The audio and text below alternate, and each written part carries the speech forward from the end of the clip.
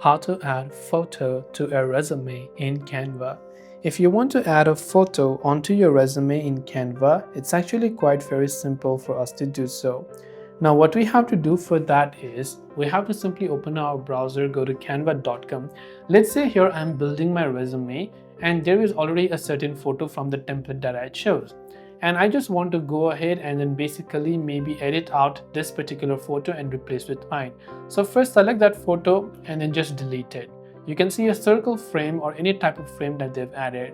We want to simply drag our photo onto this by first of all going to uploads, going to upload files and simply selecting our photos over here. So go to the photos tab and go ahead and select your photo and hit the open button. And once the photo is done uploading, you can simply select that photo. You can see the photo. Now you can drag them onto the frame. You can double click the frame and you can go ahead and make sure you increase the size.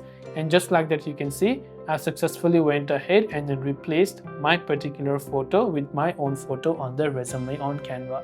Now I can download this new in a PDF file or any other format I prefer. So I hope this video pretty much helped you out, and if you have got any further questions, feel free to also leave them down in the comment section below. As always, thanks for watching till the very end of this tutorial and see you soon in the next video.